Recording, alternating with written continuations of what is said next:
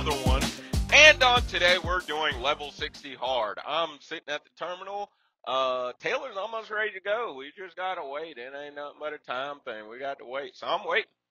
Tomorrow afternoon we should be rolling, and I'm ready to get to it. I'm ready to get to it. I'll include the rest of this information on another video.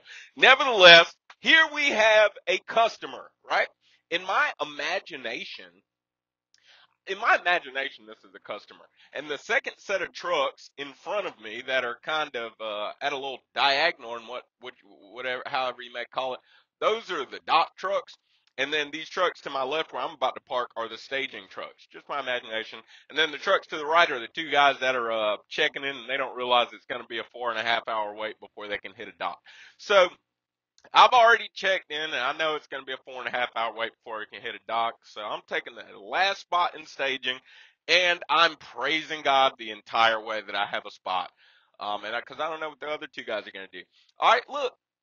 Basically, my message for this simulator video is do what you do and don't let the obstacles distract you. Don't let all of the trucks distract you. What am I going to do? I can't make it in that spot. Look how I do this, okay? It's a very simple level actually. But I mean, without the trucks there, I would almost do the same thing. So with the trucks there, it's really not that much different. What's the first step? Look down your spot, make sure there's nothing there, you know, no obstructions, light poles, trash cans, anything like that. Glass, large objects, puncture, tire, nails, whatever, right? Now, now my setup won't be the exact same simply because I have these trucks, but it doesn't mean I can't set up. Okay, so look at this. I'm going to start setting up. And I'm rolling slow, I don't know, just so I can talk and drive at the same time. I realize if I just roll slow, I can talk and drive at the same time because my mistakes don't happen so fast.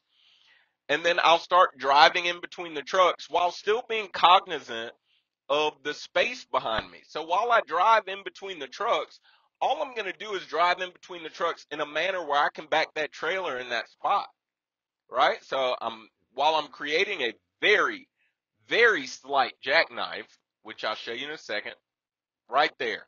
Okay, so I have a very slight jackknife in my truck. How do you know? Number one, because I did it on purpose, right? For those who missed that episode of the simulator, a jackknife is a curve between the tractor and the trailer.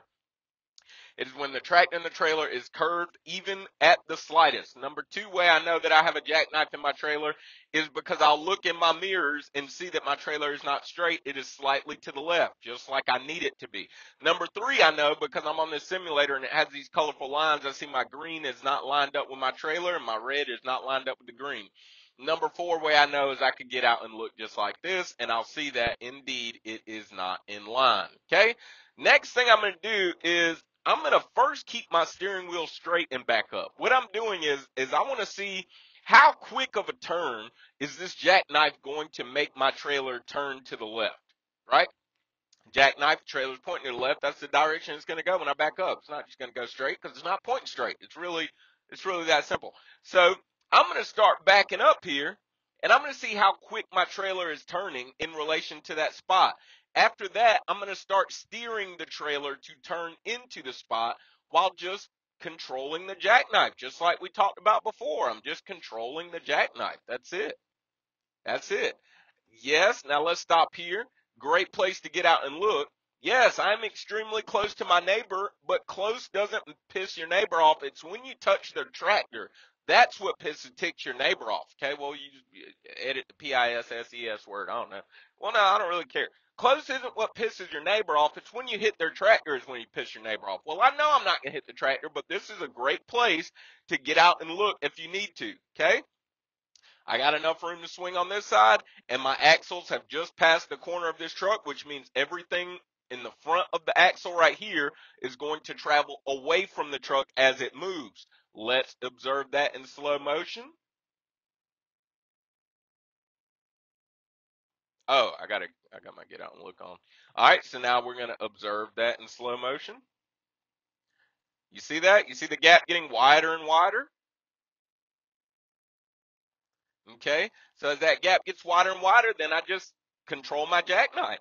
I just steer Okay, I waited a little bit at the last second, meaning, here I'll show you what I mean. We'll back up a little bit more. I waited a little bit late. What I mean is my trailer is now facing my neighbor. It has already passed the spot and it's now went too far to the driver's side. All you got to do, you can either pull up with your steering wheel straight or you can pull up with your steering wheel going to the right. If it's not extreme, if I got space in front of my truck to get the job done, I just like to pull up with my steering wheel straight. Just like that. Just like that. See that? Now boom. Okay? Continue what you were doing in reverse. That's all this spot is. It's the distractions that kind of make people freak out sometimes. Okay? I still went a little bit far. What I'm going to do is actually, I'm going to go back to where I was when I realized it was too far. And then I'm going to go straight again one more time and just pull back up. Boom. Now we're going to back in. Um, what I've realized is a lot of the time it's the distractions, and that doesn't just go for driving, it goes for life. It's the distractions in life that get us all nervous and everything. You see, I'm just kind of shimmying it and straightening it out in the spot. It's the distractions in life that get us all nervous and then we start to panic and everything. Okay? Don't eye the distractions. The distractions do not matter. I'm talking about these trucks here. I'm talking about the trucks parked right here. All that's going to be really hard. Yada, yada, yada. Hey, just get the job done, dude. Nobody wants to know what's making it hard for you and, what scares you. And, dude, just get the job done, man. Get the job done, okay? Now I've gone off fast. I'm going to hit something. Okay, just get the job done. Put a slight jackknife in it. Boom, that's it. Turn the steering wheel straight. Let the trailer just jackknife by itself, nice and slow, and then control the jackknife. That's it. But in real life, these things will like freak us out totally.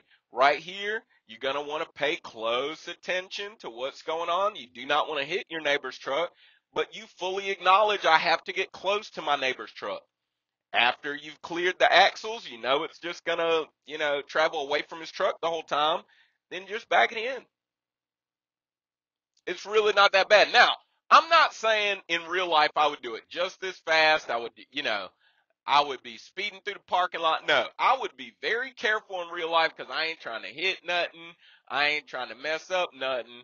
And I'm also not trying to take 45 minutes to get the job done. And usually when I rush, that's when, things get really bad. But I am saying it's nothing to freak out about when you approach these type of shippers with these tight spots. You just take a second, look at what you're dealing with, figure out how it needs to get done, and then get it done. All right? Love y'all. Find you somebody to love. Don't forget, it's not about what you believe, it is why you believe it. Now, live